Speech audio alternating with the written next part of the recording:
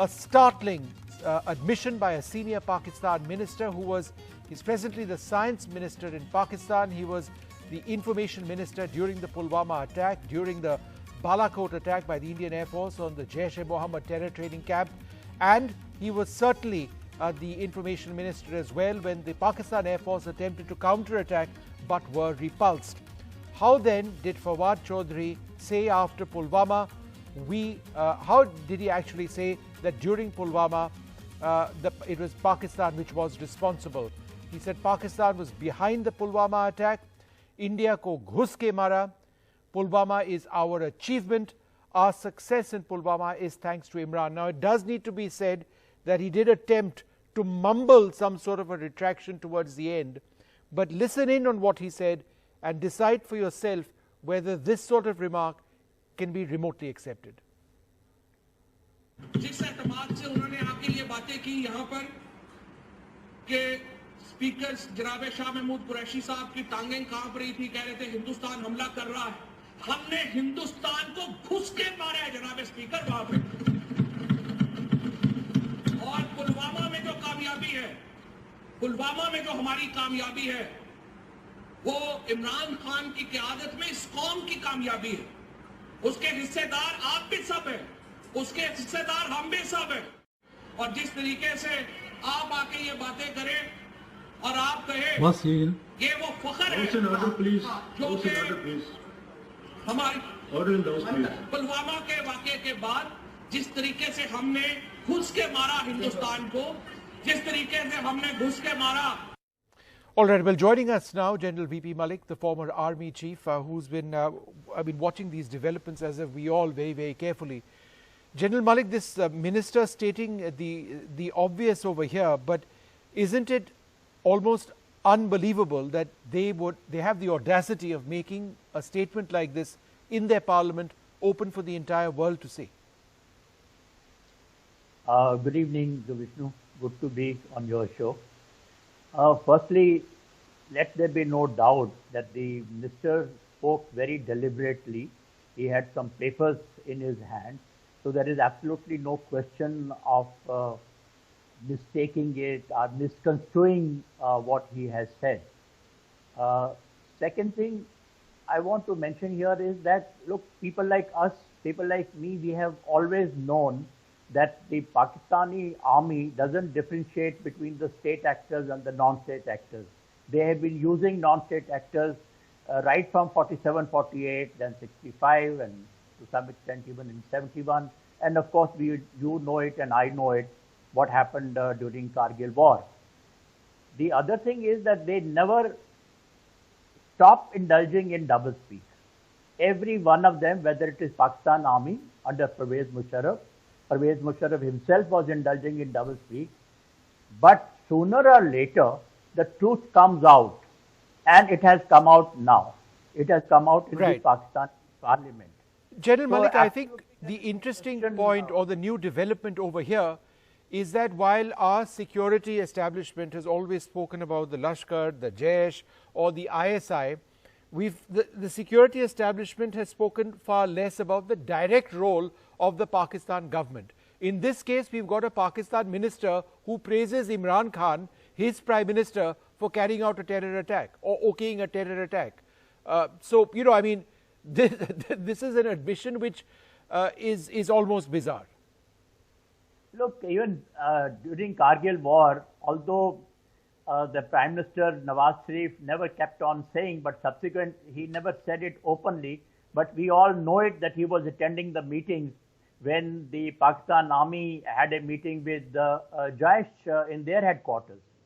So they all have been indulging in it, but of course they have not been speaking to the extent, in the manner in which Fawad Chaudhry has now spoken in the parliament. General, would you say that all of this was gamed? If it was a statement, if it was a plan from Pakistan, as is clear right now, would they have gamed what this could have resulted in? And the reason I ask is because this scenario nearly brought us to war.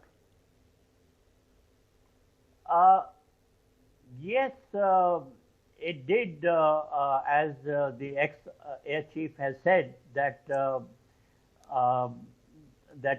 we were ready to go into, after Balakot also we were ready. The fact is that what happened in Pulwama, we had taken action of Balakot, and we could have also taken other actions if it was demanded from the armed forces. All right, General Malik, thank you so much for joining us and sharing your views on this startling Pakistani admission. Joining us now, the ex-Deputy Director of the Research and Analysis Wing, Rana Banerjee. I'm also joined by Ambassador G. Parthasarthi and Brigadier Anil Gupta of the BJP. Ambassador Parthasarthi, let me come to you first. From a diplomatic standpoint, what does this mean for Pakistan, where you've got a minister in their assembly making the statement which the entire world can hear? Well, I think nobody had any doubts about Pakistan being responsible for the Pulwama attack, because India, being a responsible power, would react only after having thorough evidence. What this shows really is that Imran Khan has run his government in a very immature manner. He is not liked and he is at the height of his unpopularity right now. The other thing is, Imran Khan is viscerally anti-Indian.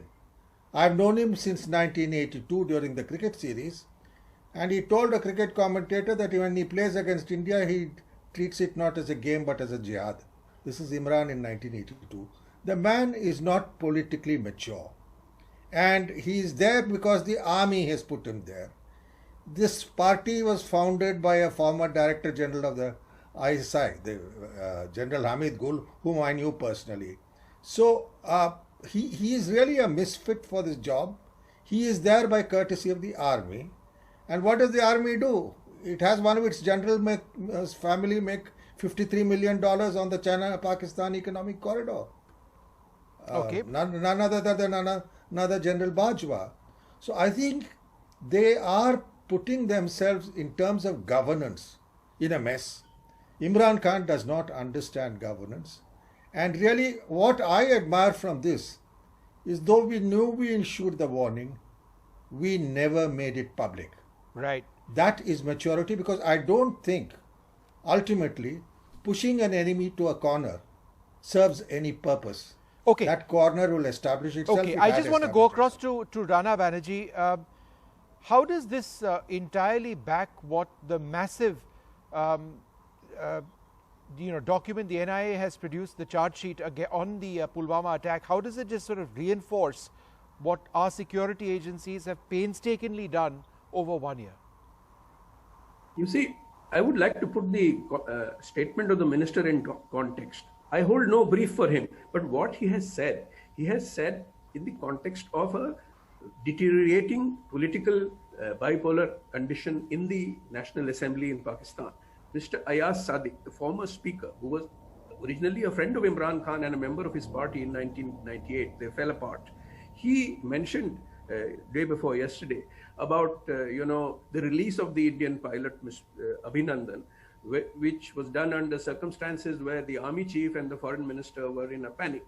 Now it is to deny this situation that Mr. Fawad Chaudhry made the statement, and he was referring actually to the air action of the Pakistan Air Force after Pulwama, not Pulwama directly. Today, the DG ISPR has issued a statement, press release, which says, to correct the record, it refers to Ayaz Sadiq's statement and says that this is a negative narrative which has a direct consequence on Pakistan's national security. And it ends by saying, we gave them a bloody nose and it is still hurting. So we released the Indian pilot from a position of strength. Now, this is the context in which Fawad Chaudhry has made the statement in response to Ayaz Sadiq's statement in the parliament. Now, Fawad Chaudhry's position has deteriorated in the Imran government because he was kicked out of the information ministry. Just one point, given a less important Mr. science and technology ministry. He's trying to get back into a position of importance by proving to be more loyal than the king. Disagree with you on one point. I've had also the opportunity now at least 4 to 5 times of listening to what exactly he said. Remember, he was information minister during Pulwama, Balakot, what they attempted to do the day after that as well. So for him to not know the difference between Pulwama, Balakot and what they attempted to do the day after, And to say that directly that ghus ke mara and use the word Pulwama not once but twice, to me seems to be with paper, as General Malik was saying, with sheets in his hand. It was something he'd come prepared. I would suggest that this was exactly what he wanted to say, and what he added right at the end when there was a flurry of sound which was heard is is just not enough to say that what he said earlier was not what he meant. I would suggest he meant what he said, is my point. The NIA case has already clearly established the involvement of the top leadership of the Jaish and the sort of logistic supports which enabled the action to be taken. Now, this could not have happened without the state involvement of Pakistan. So, correct. We don't need any further accolades statement from a Pakistani minister to prove this point. Right. Brigadier Gupta, do you believe the government of India needs to now go on an international overdrive? For example, FATF, the Financial Action Task Force, has retained Pakistan for financing terror at the grey list level. They've not moved them to the blacklist level, which India has always believed. And here you've got a statement, right? So that's just one example. Does India need to do more with this statement by a Pakistani minister to prove our point? Good evening, Vishnu. Now the point is, you see, there is a saying, Vinash Kale Viprit Buddhi. The political turmoil which is going on in Pakistan today, in which Imran Khan finds himself cornered, has made two startling revelations in today's National Assembly of Pakistan. And you are aware of that and you quoted them. Mm-hmm. And also, I just want to say, and I want to support what you said, it was a deliberate attempt by the minister to quote Pulwama.